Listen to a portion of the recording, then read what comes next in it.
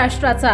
नमस्कार, मी सुद्धा संध्यालामध्ये आपल्या सगळ्यांचं स्वागत। सोलापूर जिल्ह्यातील मंगळवेढा येथे राज्यस्तरीय रानवारा तिसरे कवी संमेलन रविवार दिनांक 11 जानेवारी रोजी डोंगरगाव या ठिकाणी पार पडले। कार्यक्रमाचे उद्घाटक माननीय राज्यमंत्री महाराष्ट्र राज्य लक्ष्मणराव ढोबळे, अध्यक्ष ज्येष्ठ साहित्यिक दशरथ यादव, प्रमुख पाहुणे दिबा पाटील, अनिता खेबुडकर, सीताराम नरके, राष्ट्रपती विजेते सिराज शिकलगार, गझलकार आरती कणिरे, महिला पोलीस निरीक्षक मंगळवेढा शातीलाल मागले, कथाकार निमंत्रक कवी चंद्रकांत जोगदळ, अतुल निकम, अनिल केंगारी, स्वाती बगाळे, शीतल गाजरे, सुरेखा भोसले, गौसपाक मुलानी, अमीर पटेल, वंदना नागणे, आरती मेहत्रे, विजय खाडे, हिना शेख, विद्या शिर्के, गणेश यादव, मनीषा ठोकरे। कार्यक्रमाचे आयोजन हजरत काजी लक्ष्मण हेबाडे, संजय सोनवणे। कार्यक्रमाचे निवेदन रानकवी जगदीप वनशिव पारगावकर यांनी केले आहे। संध्या लाईव्हसाठी प्रतिनिधी संजय सोनवणे, मंगळवेढा, पंढरपूर। काळं करण्या इतकं का सोपं असतं मातीला हिरवं करणं? अशी माणसं येतात, शिवाराला जीव लावतात आणि माणसं मेली तरी चालतील, पण माणसातली माणुसकी जतन झाली पाहिजे याच्यासाठी ही माणसं राबत असतात। लेकीच्या सुखासाठी बाप पायपीट करीत असतो, तिच्या सुखाचा जोडीदार मिळावा म्हणून प्रयत्न करीत असतो।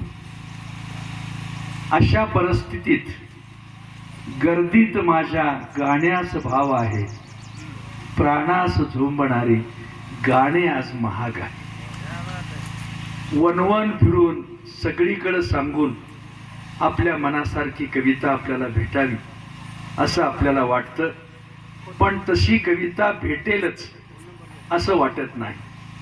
अशा परिस्थितीत आपण सगळेजण आलात, उत्तम गायकी सादर केली, याबद्दल तुम्हा सगळ्यांचं अंतःकरणपूर्वक आभार मानतो। आदरणीय काकीचं, आदरणीय लक्ष्मणराव हेंबाडेंचं, पाना फुलांनी बहरलेल्या हिरव्यागार रानावनाचं, विठू माझा लेकुरवाळा म्हणून हे सगळा निसर्ग ते खांद्यावर घेऊन नांदत आहेत। अशा परिस्थितीत सर्वांना गोंजारून, सर्वांचं दुःख मनात साठवून काळीजच काळजाला बोलत असतं, हे मधून मधून महिन्यातून एकदा अशा निमित्तानं ते सांगत असतात। अशी ही नवरा बायकोची जोडी आज देखील आंब्याला नुसता मोहर आलाय असं नाही, तर शब्दालाही मोहर आणावा म्हणून धडपडणारं हे जोडपं आज या सगळ्या शिवारात गजबजून जाणाऱ्या पाखरांनाही हाक मारत राहत आहे।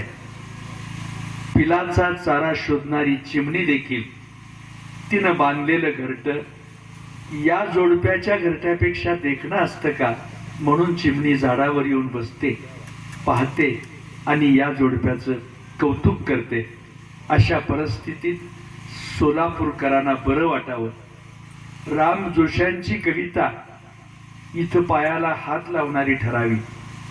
अशा वातावरणात तुकडोजी महाराजांनी महाली बहु बिछाने कंदील श्यामदाने आमा जमीन माने या झोपडीत माझ्या, मोठ्या अभिमानानं डॉक्टर साहेब सांगत असतात, माझं सौख्य बघून पाहुनी सौख्य माझे, देवेंद्र तोही लाजे, शांती सदा विराजे या झोपडीत माझ्या। पाना फुलांनी बहरलेल्या निसर्गात रममान होणाऱ्या दीपिका पदुकोणच्या अदाकारीला भुलून जाणाऱ्या पुण्या मुंबईची माणसं देखील इथली हिरवी पानं पाहिली की त्यांना हुरळून जावं असं वाटतं, बरं वाटतं। अशा परिस्थितीत सगळ्यांनाच मोहात पाडणारी ही कविता डॉक्टर जोडप्यांच्या माध्यमातून आपल्याला खुणावत असते, आपल्याला सतत माणुसकी जागवत असते, म्हणून ती तुम्हाला तुमची माझी वाटते। ताज्या आणि महत्त्वपूर्ण बातम्या पाहण्यासाठी आजच आमच्या संध्या लाईव्ह न्यूज चॅनलला यूट्यूबवर सबस्क्राईब करा आणि बेल आयकॉन प्रेस करा.